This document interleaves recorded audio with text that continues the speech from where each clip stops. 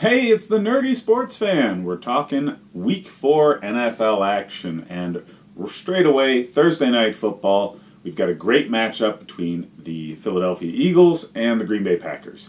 Now, there's been some change for the Packers this season. They're winning with defense, which is fantastic to see.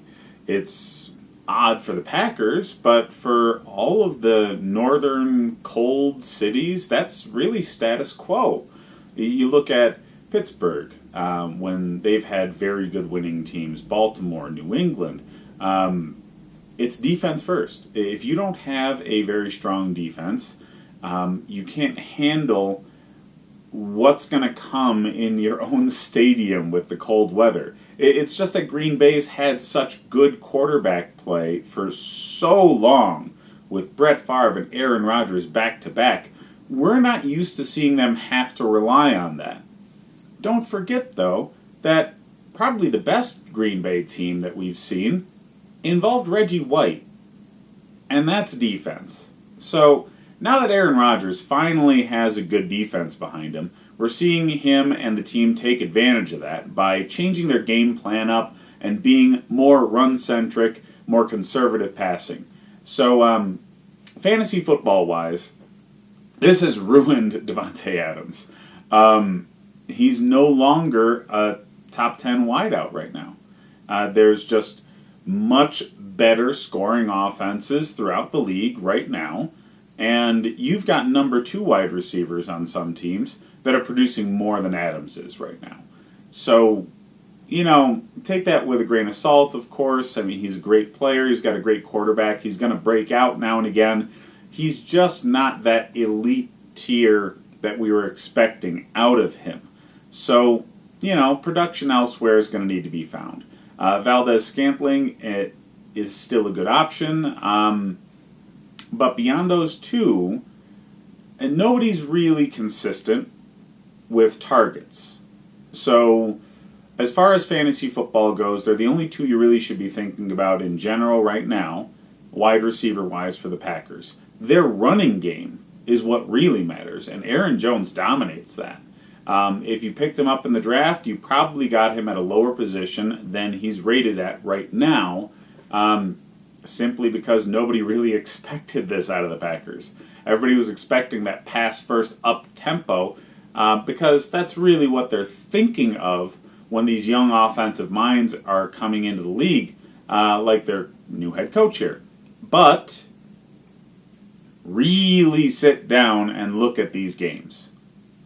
All of the young offensive minds that are doing damage in the league right now, they're all run-centric. A lot of these guys are coming out of essentially updated or modified Kyle Shanahan system.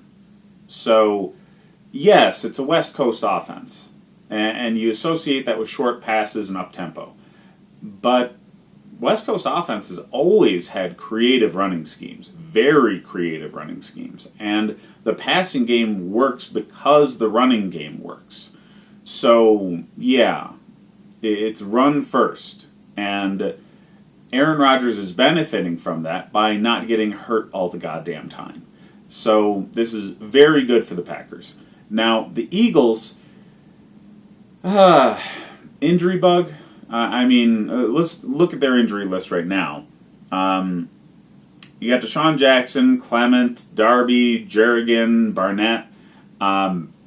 Their defense has some key players. Their offense has some key players out. Alshon Jeffrey was on this list, and they're just swearing to us that he's definitely going to play. And so for a couple of weeks, their top 2 wideouts were gone. Well, now they got one of them back, and that's going to level the playing field some. But I don't think it brings them to the level of playing against this defense. So I think the Eagles are going to need to be defensive-centric themselves. And with Jerrigan and Clement and Darby out, I'm not really sure they're capable of doing that. And Barnett. I just don't see the Eagles coming in and winning in a hostile environment against this team with this defense and this leadership in Aaron Rodgers. It doesn't make sense to me. So the Eagles are a very good team, yes, but they're not good enough in this situation.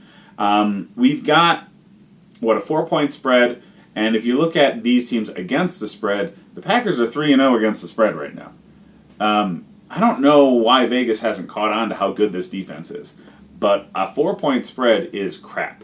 I'd bet the Packers all day. I think they're winning by a touchdown or more. They're just a better team. They're playing against the Eagles at the right time, while the Eagles are still, figuring out what they are around all these injuries. So that's what I got for this game. Hit me up on the rest of the videos. I'm going to be talking about every single game, every single week. Fantasy football implications in all of them. Almost forgot. Miles Sanders is starting to take over in this Philly backfield. Within the next week or two, I expect him to be more of a workhorse. So he's going to be in that 12 to 15 point range almost every week, starting very soon. The coaching staff has figured out he's better than the other guys, like everybody else knew already. And it might have been a scheme learning thing, getting used to where he needs to be in pass protection and blocking. That's usually the hurdle that the rookie running backs have to get over before coaches trust them to be on the field more. But that only just takes time. So 3, 4, 6 weeks, however long it takes for them to really figure out where they need to be in the blocking scheme, that's all they need. And as soon as they have that, everybody knows they're more talented. So Sanders is going to be in there very soon. Start Jeffrey because he's going to be the only wide receiver option. But yeah, Sanders is going to be good starting next week. This week he's going up against too good of a defense to even think about starting him, considering he's not had much production. So, anyways, that's what I got. Hit me up the rest of the videos. Like and subscribe if you enjoy the content. I'll check you out on the flip side, guys.